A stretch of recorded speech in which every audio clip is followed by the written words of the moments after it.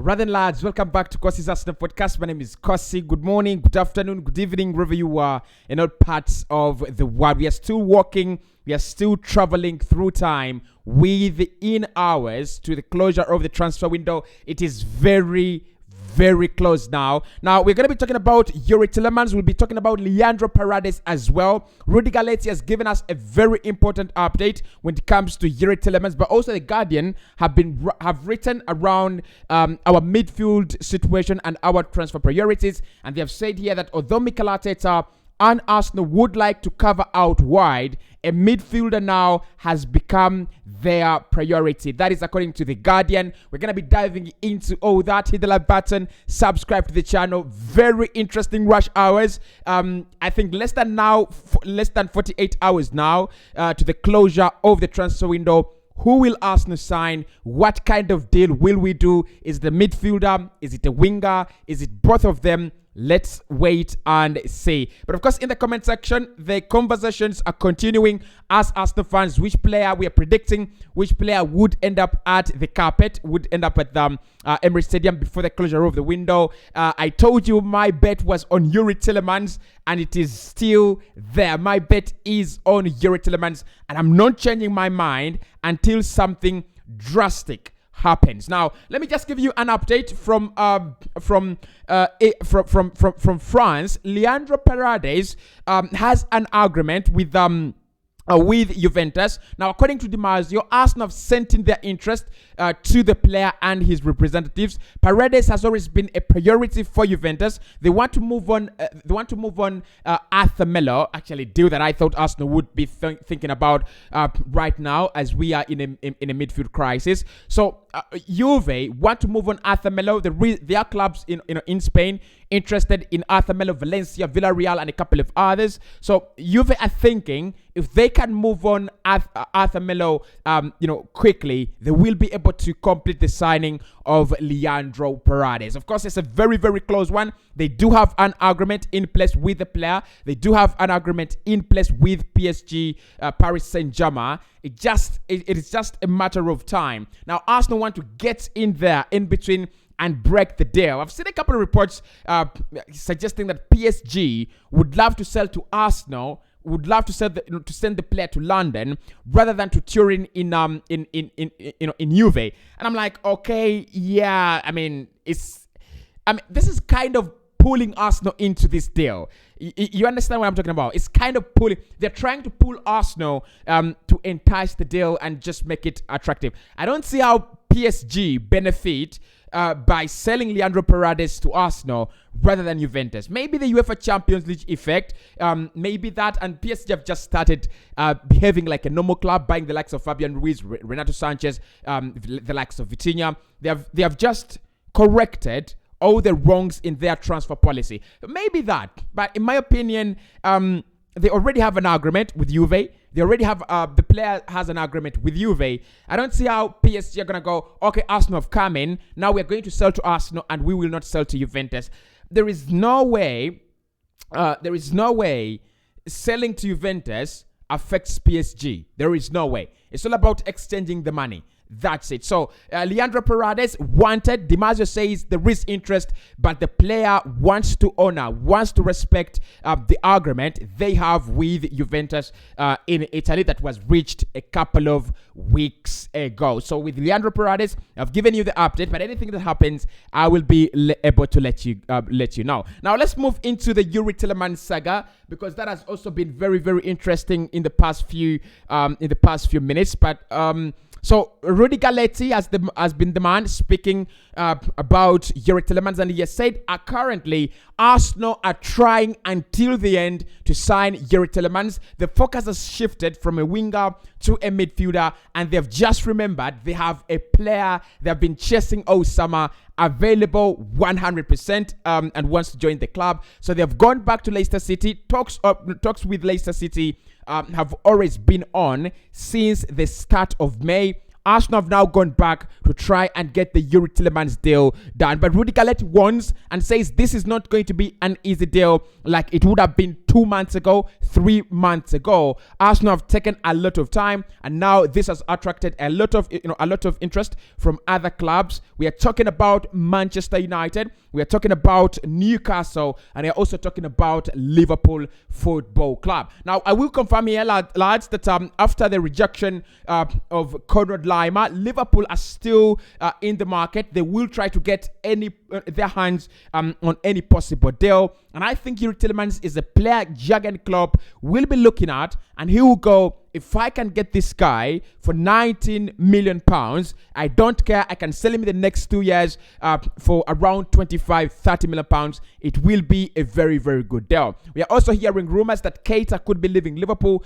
and with all that in place, then Yuri Tielemans is a very, very viable option for Liverpool. But I cannot confirm if Liverpool are in this race right now because their name has not officially appeared anywhere close to this deal. But guess what? The other name that has officially appeared to the deal is Newcastle. That is the other name in the last few hours that has appeared on the list of clubs interested in the player. Now, Newcastle, we know they have the money. They are looking for a lot of quality and better reinforcements in this market. They wanted Yuri Tielemans a couple of months ago, but I was told that they are very. Yuri Tielemans is very focused on joining Arsenal. They wanted Lucas Paqueta as well, but I've also got information that Lucas Paqueta was not convinced about the project at Newcastle, and that's why he has ended up at David Moyes' side in London. That is at West Ham United. So Newcastle still trying until the end to try to get this deal done over the line. They're trying to work on a couple of deals as well. So do not be very shocked if Newcastle United on deadline day beat Arsenal to the signing of Yuri Tielemans, because we understand there that they do have a very nice project that they can sell to Yuri Tielemans. They have the money to offer him in decent wages, and we know they have the money to even pay 35 million pounds if that is what Leicester City want. So it will depend on the degree of seriousness of Newcastle and how much they're interested in signing Yuri Tielemans. But one thing I want to say here, lads, is I think this is a positive. The competition, the competition and company that has been attracted to this deal is a big positive for Arsenal. Right now, we are talking about an Arsenal team rushing to get the deal done. Rudy Garrett there, being not even hiding, saying the same thing, that at the moment, Arsenal are rushing and they will try until the end to beat off any competition and sign Yuri Tielemans. Now, it's not very, very close, but I'm going to say Leicester City, having received that 19 million pounds, they have not yet rejected it. We do not know the club that have actually put it in there. 2 clubs are being suspected, now 3, with Newcastle knocking on the door and sniffing around. But Leicester City have not yet turned down that offer. That means that Arsenal, if it is not Arsenal, then we only need to beat anything above 19 million pounds, and then we will get the player. And if not that, we just need to go and realize the fact that Tielemans is a player that we need and pay the value that Leicester City are actually asking for. So currently, that is what we're having on the Yuri Tielemans desk. More clubs now in the mix. Leicester City very open to selling.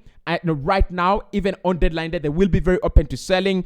Their price valuation is around 25, 35 million pounds. No club is willing to meet that valuation at the moment, and they will be forced to take some, a valuation very, very much below what they're thinking, around 19, around 20 million pounds. So anything that happens around the Yuri Tielemans saga, I will be able to let you know. But very important hours ahead, according to Rudy Garrett. Very important hours in that deal. Yuri Tielemans pushing, the agents of the player pushing, Leicester City pushing to see that they can get some money out of him, and Arsenal pushing to see that they can add a midfield reinforcement before the window closes. Now, on Mikola Mudryk, Fabrizio Romano confirming there It says, to be clear, Shakhtar Donetsk have not turned down any verbal or official bid from Arsenal for Mudryk. They've never received any proposal from them. Arsenal spoke to his agents 10 days ago, but then no bid has been sent in. 30 million euros bid was rejected from Everton last week, and there is no update on that at the moment. So this is Fabrizio Romano confirming there, and I'm gonna give you much of the information that is flying around, especially from the Ghana blog and the Athletic. But in the last 33 minutes, Fabrizio Romano as well confirming there that Arsenal have not made any bids for Mikola Mudryk, and of course I've not reported that we've made any bids. We have only agreed personal terms with the player, a contract until 2027. The agents of the player understand the position of Shakhtar Donetsk. They are in the UEFA Champions League. They don't want to lose as many players as they can, especially one of their key players, one of their best players in Mikola Mudryk. And also the restock, and they are rumors that at the moment we might see a very high asking price for Mikola Mudryk, which is going to be around 50 million euros, and that is actually according to the Athletic and the Ghana blog. They're saying Shakhtar Donetsk are asking for around 50 million euros for the signature of the player. They will not allow the player to leave for anything less than that. That is around 42 million pounds. And the Ghana blog has also said here that the priority now is shifting. The tide is shifting very, very close to a midfielder. Arsenal want to get in the midfielder now rather than an out and wide player. So I'll be giving you much information on that Mudryk deal. But at present, 50 million euros is wanted by Shakhtar Donetsk. Will Arsenal pay that? That is where I disagree with the decision of paying that much. Brentford have also seen a record fee of 30 million euros rejected by Shakhtar Donetsk. So all clubs in there are trying to bid, but Shakhtar is repelling the bids. Now, according to Just Watch, Arsenal is happy. Teta is happy with his team and his summer work at the moment. They would only add more if they could and if the deal was right. Injuries and recent departures have increased the pressure to do so. Something before the deadline day will happen, but they will not panic. That is according to Charles Watts. Mikel Arteta is very happy with the squad that he has, very happy with the work he's done in the summer. Injuries and departures will force Arsenal to go and sign someone on the deadline day, but they will not panic. So, brilliant information from Charles Watts. I think we need to panic. I think, it doesn't serve us any advantages for us to be strong, for us to feel, we are okay while we are not okay. I think that it is out there for everybody to see. It is out there in the open. Everyone can say it. Arsenal need a winger. Arsenal need a central midfielder and a defensive midfielder. Now, those are three positions to fill. It cannot be done in one window. It cannot be done in 48 hours. Of course, we've talked about the defensive midfield position for years, and I think this is where Arsenal have got it wrong. When I'll be rating my market, our transfer market, I will tell you we got it wrong by not signing a defensive midfielder. That is if we do not. So currently, we are not panicking. We are looking at deals that are right. Now, I don't understand what you mean by deals are right, because we know from David Onstein that the plan was drawn even before this summer. Arsenal did draw their plan for this transfer window before January. We knew what we wanted to do in January and even in the summer, right before the summer started. So you don't tell me and don't talk to us about the deal being right.